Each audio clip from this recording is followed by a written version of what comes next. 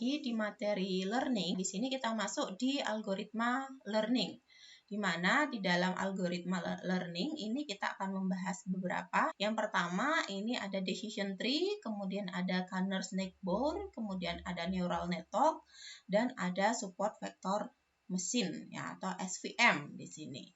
Kita bahas satu-satu. Ya, kita masuk di algoritma yang pertama, decision tree, di mana di dalam algoritma decision tree ini merupakan algoritma pembelajaran di dalam mesin learning yang digunakan untuk proses klasifikasi dan regresi.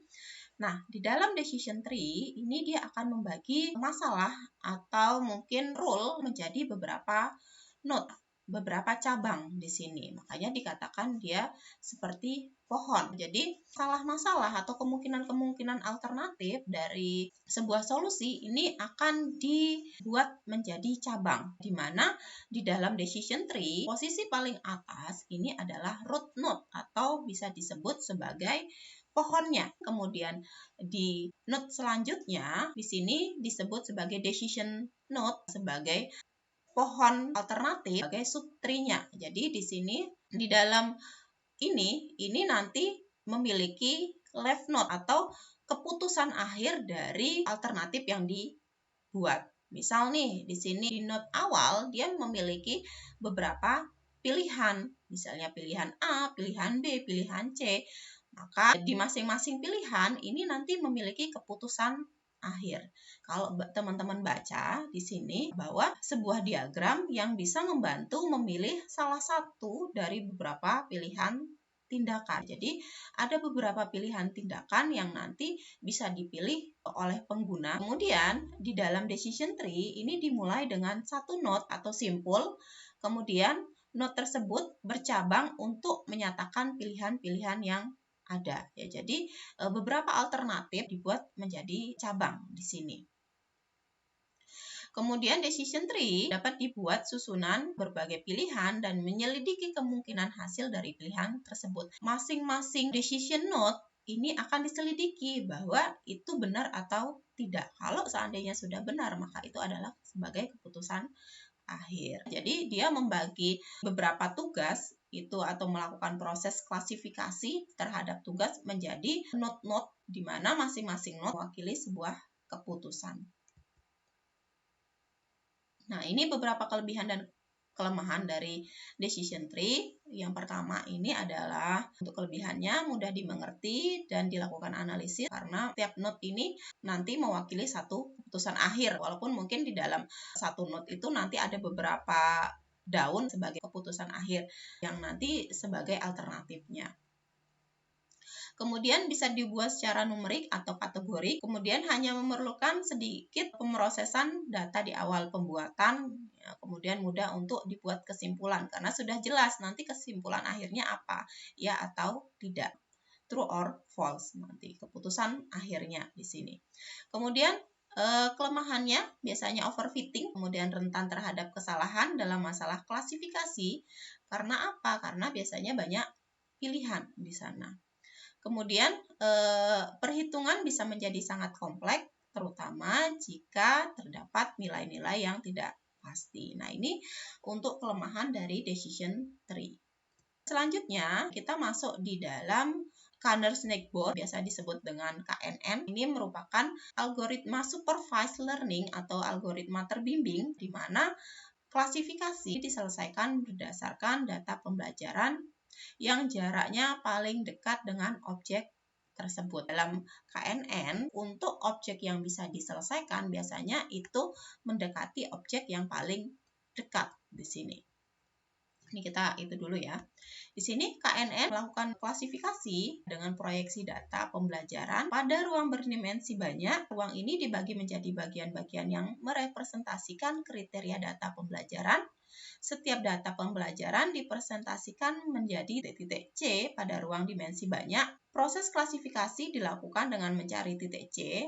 Nanti saya tunjukkan di dalam gambar.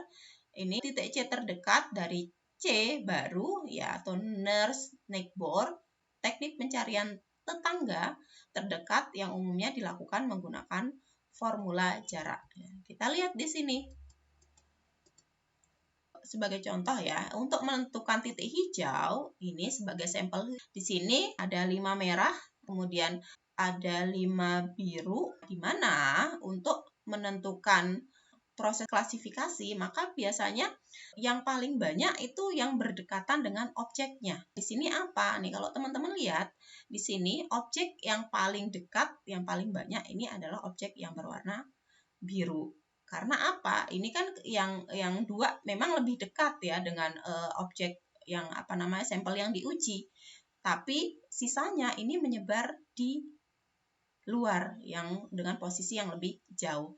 Makanya walaupun jarak di sini lebih dekat, di sini ada 2, namun lebih dekat lagi objek yang berwarna biru dengan yang hijau. Makanya di sini untuk KNN dia mengambil objek yang lebih dekat karena posisi yang 2 merah memang lebih dekat, tapi yang biru lebih banyak berdekatan ketimbang yang merah. Kemudian selanjutnya ini ada neural network, biasa disebut sebagai jaringan saraf tiruan, merupakan jaringan sekelompok unit pemroses kecil yang dimodelkan berdasarkan sistem saraf manusia. Kemudian JST merupakan sistem adaptif yang dapat mengubah struktur untuk memecahkan masalah berdasarkan informasi eksternal maupun internal yang mengalir melalui jaringan tersebut. JST merupakan sebuah alat dalam pemodelan data statistik nonlinear. JST dapat digunakan untuk memodelkan hubungan yang kompleks antara input kemudian output untuk menentukan pola-pola pada data.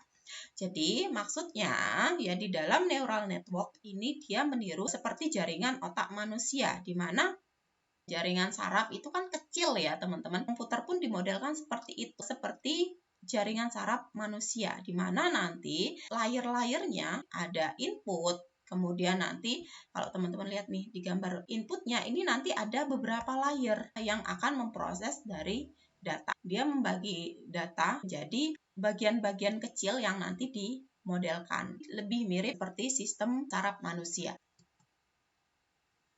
Kemudian selanjutnya di sini ada SVM, Super Vector Machine. Salah satu metode supervised learning biasanya dipakai untuk proses klasifikasi. Di dalam Super Vector Machine ini dia menggunakan batas keputusan terbaik atau biasanya disebut dengan hyperplane. Jadi dia mencari batas keputusan terbaik di dalam sebuah masalah kayak gitu. Nah, kalau teman-teman lihat batas keputusan ini antara kedua kelas plus sama lingkaran, biasanya mereka ditentukan oleh sebuah jarak yang paling dekat dengan SVM, mana yang paling dekat. Nah, ini nanti yang digunakan sebagai keputusan. Kalau teman-teman lihat garis putus-putus ini sebagai SVM-nya, support vector mesinnya.